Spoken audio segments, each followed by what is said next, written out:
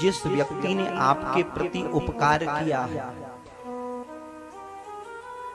जिस व्यक्ति ने आपको जिंदगी जीने की कला सिखाई है, जिस व्यक्ति ने आपको सतमार्ग पे चलने की प्रेरणा दी है, जिसने आपको जीवन जीने की शैली सिखाई है, उसके प्रति कृतज्ञ होना चाहिए। उसका उपकार कभी नहीं भूलना चाहिए।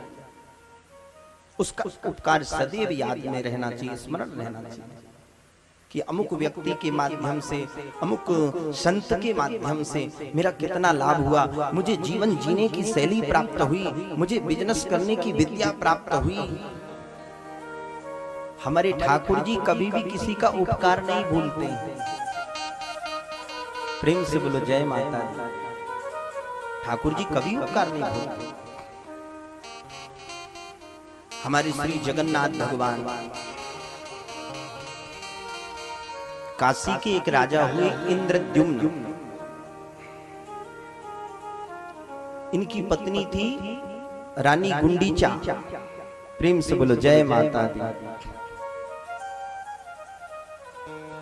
इनको कोई संतान नहीं थी, तो इन्होंने श्री ठाकुर जी को ही अपना बेटा बना लिया। मैंने आपसे कहा ना कि भगवान से संबंध जोड़ना पड़ेगा। बिना संबंध जोड़े, बिना रिश्ता बनाए कल्याण नहीं हो सकता।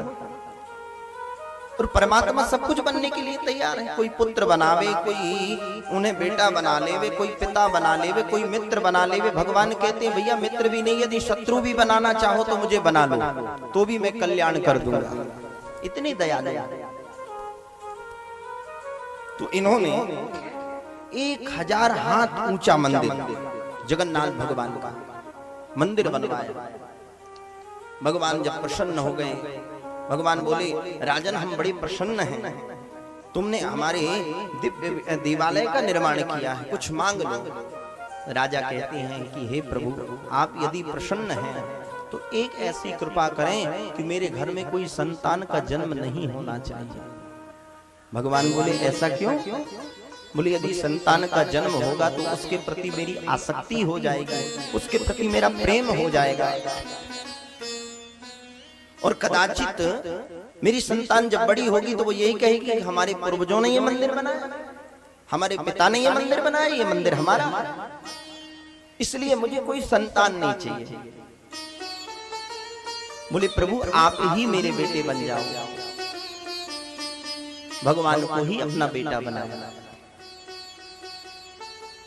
देवी गुंडीचा कहने लगी प्रभु यदि आप पुत्र बने हो तो पुत्र का धर्म होता है, बेटा तो गोदी में भी खेलता है, वात्सल्य भी प्रदान करता है।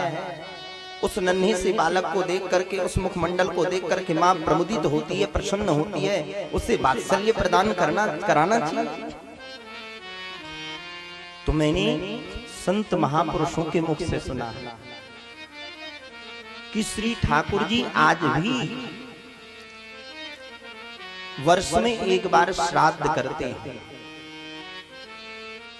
इंद्रद्युम्न नाम के राजा के लिए, क्योंकि भगवान को बेटा बनाया है, तो बेटा का जो धर्म है उस धर्म को श्री ठाकुर जी निभाते हैं। आज भी श्री ठाकुर जी को श्वेत वस्त्र धारण कराया जाता है बस साल में एक बार, और स्वयं कोई देवता श्राद्ध नहीं करते, परंतु श्री जगन्नाथ भगवान स्वयं श्राद्ध करते हैं, तर्पण करते हैं।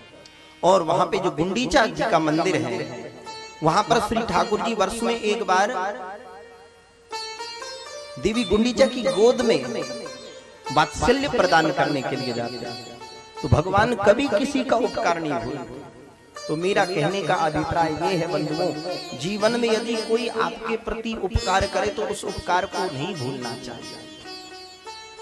आज इस राजा के मंत्री सेवक सब विपक्ष में जाकर के मिल गए।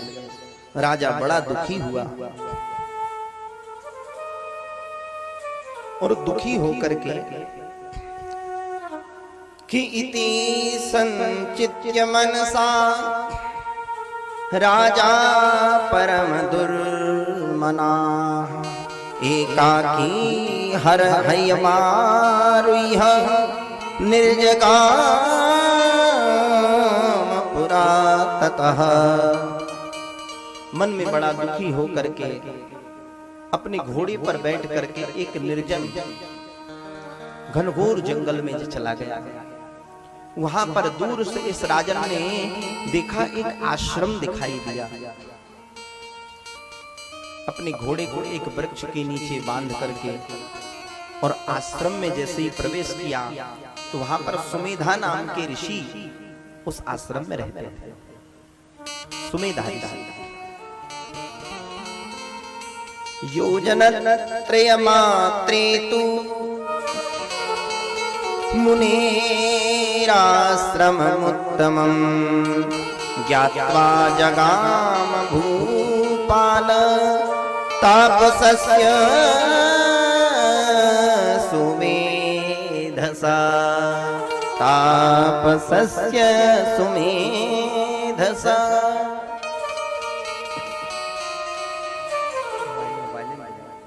प्रेम से बोलो जय माता। 3 योजन दूर वह आश्रम था।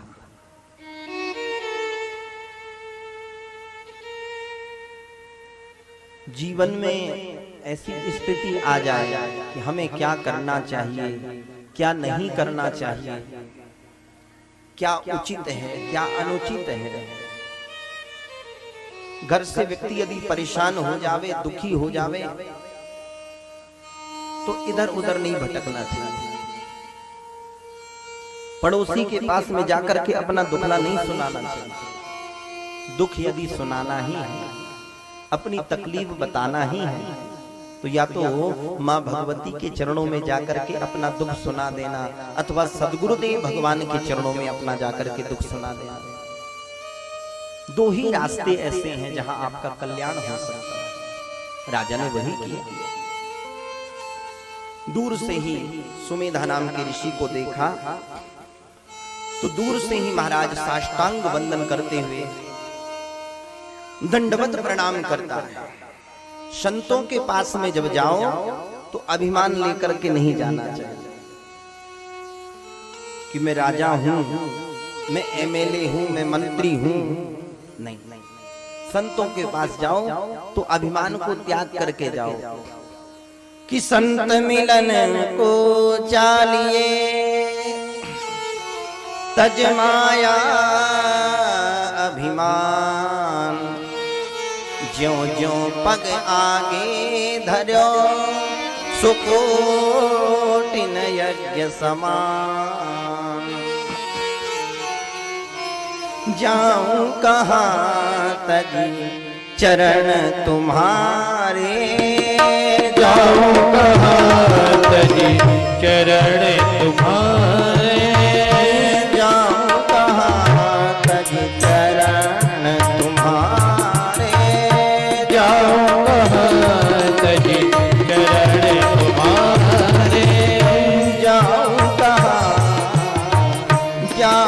कहाँ तजी चरण तुम्हारे, जाऊं कहाँ तजी चरण तुम्हारे।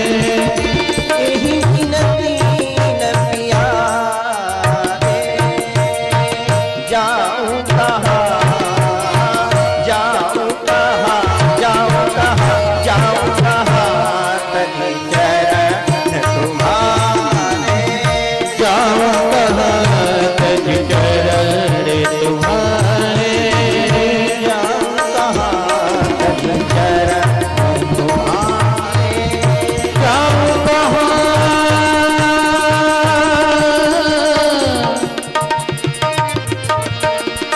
जाऊं कहाँ,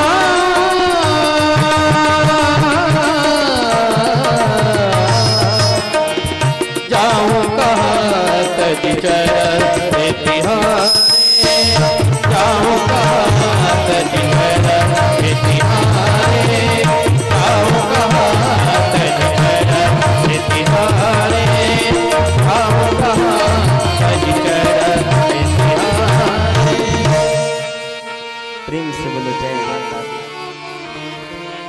कहाँ जाना, कहाँ भटकना। राजा ने दूर से ही महात्मा सुमेधा को दंडवत प्रणाम किया। आंखों में अश्रुपात हो रहा है। मैं कितना भाग्यशाली हूं। राज्य चला गया तो क्या हुआ, धन चला गया तो क्या हुआ, आज मुझे साक्षात संतों का दर्शन प्राप्त हो रहा है, आज मुझे ऋषि का दर्शन प्राप्त हुआ। मैं परम भाग्यशाली हूं।